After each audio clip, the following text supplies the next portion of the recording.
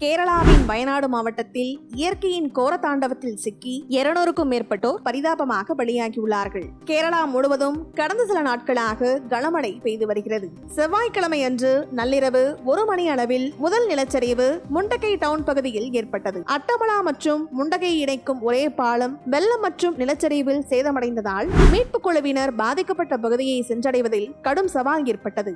நள்ளிரவு முதல் அதிகாலை நேரத்திற்குள் நடந்த இந்த இயற்கை பேரிடரின் கோர தாண்டவத்தில் சிக்கி இரவில் தூங்கிய போதே வீடுகளுடன் ஏராளமான மக்கள் புதைந்து போயுள்ளார்கள். இந்த நிலச்சரிவுக்கான காரணம் குறித்த தகவல்கள் வெளியாகியுள்ளன. இந்தியாவில் நிலச்சரிவு ஏற்படும் 30 மாவட்டங்களில் 10 மாவட்டங்கள் கேரளாவில் உள்ளதாக தெரிவித்துள்ளது. இதில் வயநாடு 13வது இடமாக உள்ளது. தோட்டங்கள் தொடர்பான பரப்பளவு அதிகரித்ததும் காடுகளின் பரப்பளவு குறைவதும் இந்த நிலச்சரிவுக்கான முக்கியமான காரணங்களாக பார்க்கப்படுகிறது. இந்த வீடியோ பற்றிய முழுமையான பதிவை எங்களுடைய சேனலை விசிட் பண்ணி நீங்க தெரிஞ்சுக்கலாம்.